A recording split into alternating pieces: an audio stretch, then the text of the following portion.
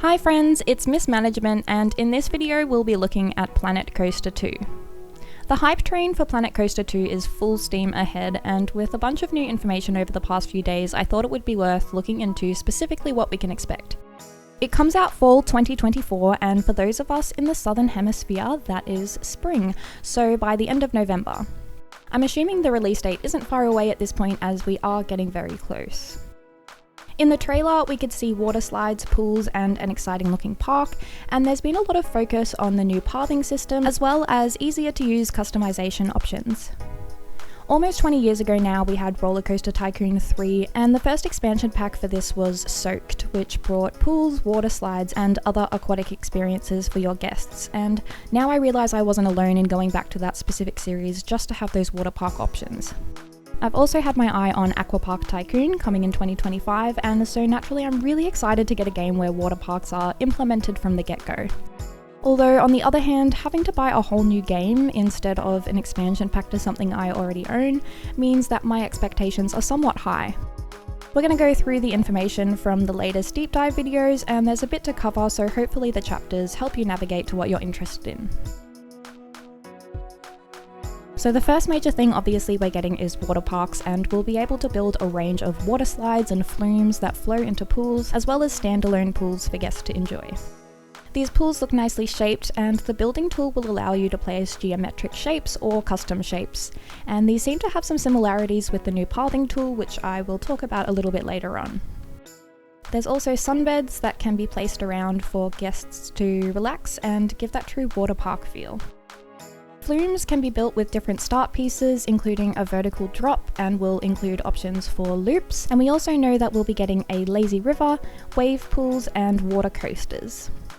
The slides and flumes have great colour customization options, including these clear sections, easily implemented stripe and checkered patterns, and some predefined patterns and colour combinations for really quick design. I also really love these vertical queues for guests on the water slide that give that really authentic water park feel, at least from the water parks that I've been to as a child. Park visitors will give more immediate feedback on how they're feeling through their moods and actions, and can be affected by things like the weather. One might assume that this might mean, for example, that water slides and pools are less in demand when it's cold and raining. They've also expanded on the variety of guest appearances to be more diverse, and from the trailer it seems like we might get a lot more facial expressions and hopefully interactions between the guests depending on their different moods and thoughts. There'll be more of a focus on shade and sun for your guests who can get sunburnt now and will need access to sunscreen, or sun cream, or sunblock, or whatever you would like to call it. A Frontier article mentioned that guests will need access to sunscreen, and it's unclear if this is a free service that you provide, if it's sold from vendors, or perhaps it's up to you to juggle free sunscreen versus sunburnt guests. Other things you'll need to manage now are filtration and power.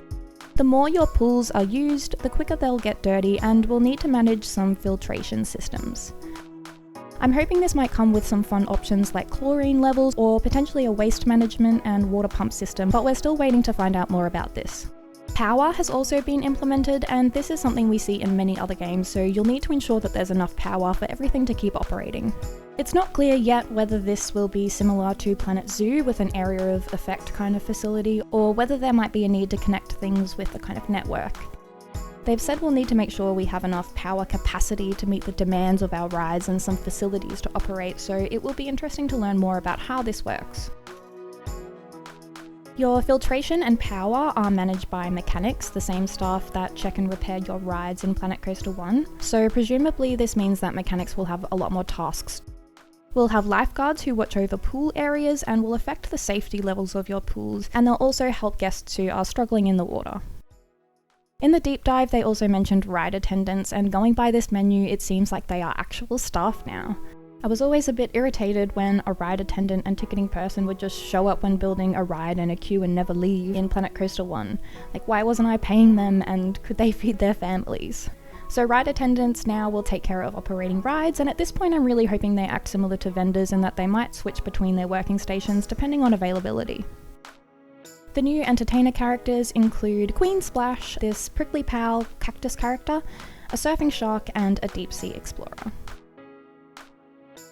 Changing rooms can be placed to allow guests to change between their regular clothes and their Swimmers, togs, bathers, swimming cozy, bathing suit, and they seem to function just like bathrooms in Planet Coaster from how the guests enter and exit the Black Abyss.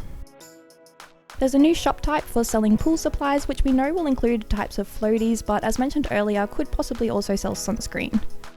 We also have another facility called Guest Services, and in the deep dive they show that this is what enables you to sell passes into your water park specific areas of your park, and this, along with other options that we can see in some of the menus for park area, means that there might be more options to monetize different areas of your parks or create multiple parks within the same map.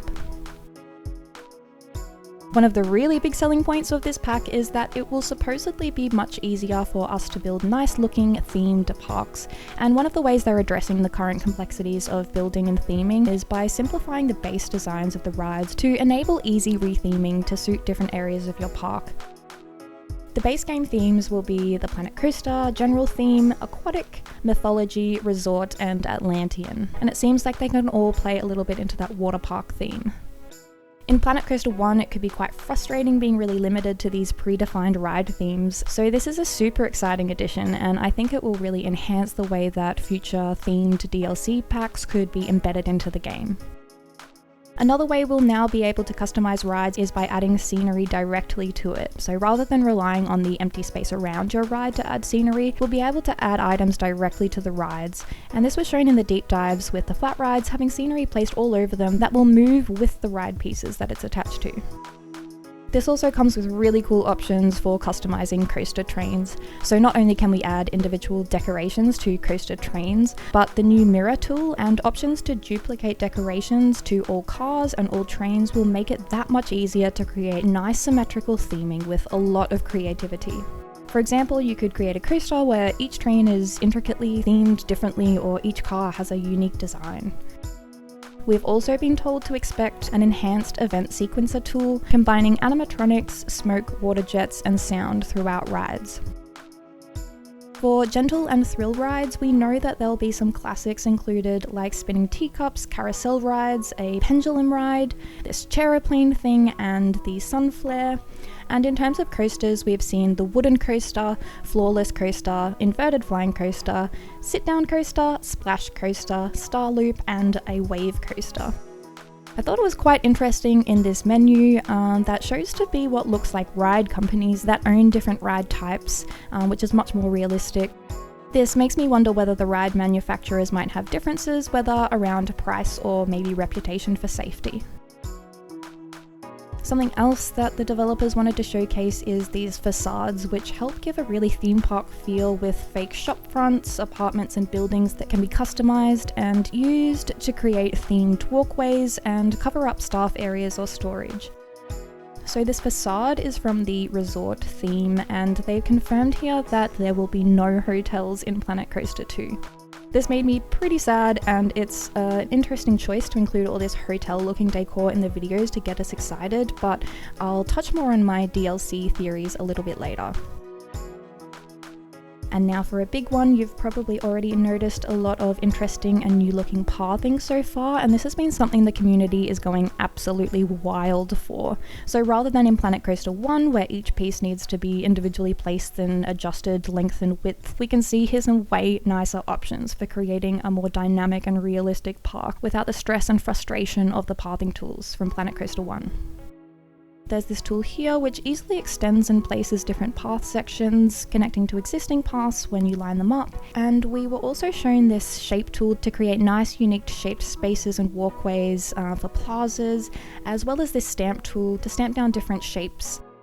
We can see that rides can now be placed right on top of existing paths, and this will mean it's much less finicky to connect your ride to the park and get it up and running, enabling a much nicer park design experience. Something I was a bit confused about at first was all these different dark lines around the paths though, and there seems to be pathing layers which can each be set to different textures. From the footage and gameplay though, it seems like guests have an okay time navigating around on these different path layers though. Another really anticipated feature is the ability to scale objects, and I thought we already had this, but I must have been thinking of a different game. I know people are really keen for this, but it also feels like something that could have been implemented in Planet Coaster 1 if they wanted to.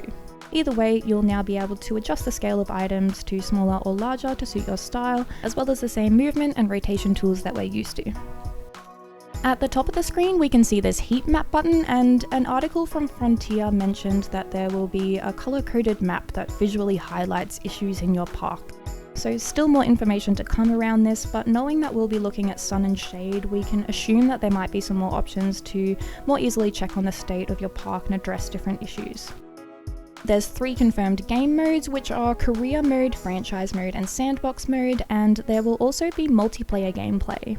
It was revealed though that this is asynchronous co-op, so rather than playing all together simultaneously like you can in Parkitect, you take turns with your friends building and running a park. Sounds like passing around a save file with friends, and so I'm not sure that this is what most people think of when they hear online co-op. It sounds like they might be planning to set challenges as part of this as well though, like parks with the highest daily income. Honestly, overall, it looks amazing from what we have seen, and I'm super excited.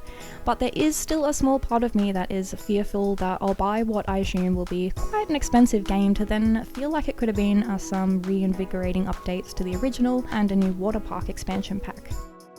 Something I've been unnecessarily curious about is how you manage the tubes for these different rides. From the footage, it seems like the tubes from the water slides just splash into the water and disappear. My expectations might be a little high here, but I would really love if there were like conveyor belts to send the tubes back up to the top of the slides, or a classic way for guests to pick up tubes from a point and carry them up the stairs with them. So far, the guest and staff animations seem pretty much the same, especially the way the vendors jump around the shop to serve customers. This isn't necessarily a bad thing, and I get that this animation work has already been done, but I hope there is a little bit more depth added to the staff management, or at least some more complexities and strategies to manage with the power and filtration. I'm really excited to learn more about weather and how we manage pricing during different temperatures, and whether you could purposefully deny your guests shade so they purchase more drinks, or automatically close down unpopular water rides when it's cold and raining. Planet Zoo has recently implemented these ways to create souvenir shops piece by piece, and hopefully that's something we see a bit more of in Planet Coaster 2, as it really adds to the building experience. Looking back again at that Roller Coaster Tycoon 3 series, the other expansion pack to that was Wild, and this enabled you to build a zoo and animal experiences. Considering Frontier already has these capabilities, and they have been implementing sort of these new animal experiences to Planet Zoo, I wonder whether this could be an expansion pack that we could look forward to in the future. Another expansion pack that I would personally love to see, considering it's not in the base game, is something around hotels, bars, and restaurants, ideally with more than just rabbit hole experiences, but more engaging gameplay. I don't want to assume, but I would be really surprised if this wasn't already on the cards. When thinking about major theme parks just in my area, a lot of them do have these different elements. So there's SeaWorld, which is part zoo, part theme park, and has a hotel on site. There's Dreamworld and Whitewater World, which are sister parks next to each other with ticket combo deals similar to Anaheim Disney and California Adventure Park, and it seems like there might actually already be the capabilities in the base game for these kinds of different parks in one. Either way, I would bet money that they are planning to bring hotels and animal experiences in at some point.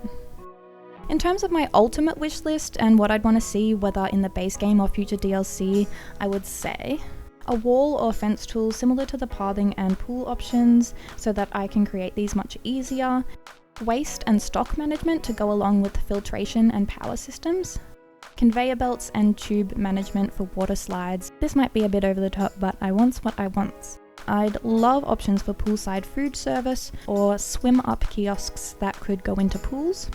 Events and parades like a Main Street parade with entertainers, movie nights in pools or Halloween events, bars and restaurants, and I want to be able to build these in a way more engaging way than just rabbit holes. Hotels obviously, but we know these won't be in the base game. And just a bit more depth to the guests. This could be the ways that they interact with the entertainers and other staff. Could be reactions to special effects, or maybe groups could even split off and regroup at different points during the day. Obviously, I'd be extremely hopeful to expect all of these things, but I'm just so keen to see what's included in the next deep dive and hear what the crowd at Gamescom, who will get to playtest, thinks about it. Hopefully, Frontier will announce another deep dive video soon, as they've said they've only shown us just a small part of what's to come, so that is definitely very, very exciting. So what do you think of all the new things that we have to look forward to?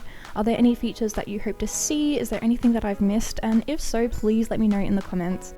I really hope this has been informative, and thank you so much for watching. You are awesome, have a great day or night, and this is Miss Management out.